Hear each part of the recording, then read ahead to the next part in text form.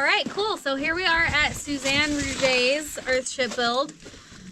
We did a video up here earlier this year, I think. But anyways, she's doing an Earthship. We're working on the third course of tires here. She's got her cooling tubes in. And we're just helping out because tires are really easy to do for the very first course. And then they get a little trickier as you go up because as you go smaller in tire size, you end up with these spaces sometimes where the tire doesn't fill the whole space. So we've got one of these right down here. This is where Earthship would either pour a cement block, or if it's big enough, you would squeeze a squishy tire in there. So we're kind of just tidying things up on the third row. We're gonna just work with what we've got and maybe do kind of a dirt block here with some of the bigger rocks that she has. And then we're also working on the wing walls and the corners of the walls where you go from the 3 tire turn and then 2 tires go on top of that and then 3 on top of that.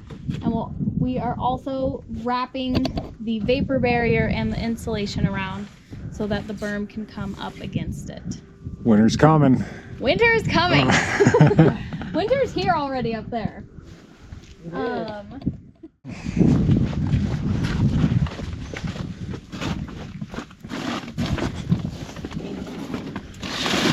right, so this is what we've got done so far. So we're gonna keep this second course going around. We're getting ones that fit into place.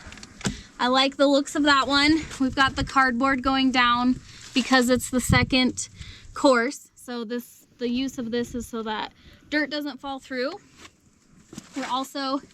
We have the vapor barrier and the insulation board coming around. So we're just gonna continue that and make this corner with it. Wrap your shit. Yeah, wrap it up. Wrap it up. Wrap it up. So here's what we did today. We got the next corner tire put in and started working on this wing wall.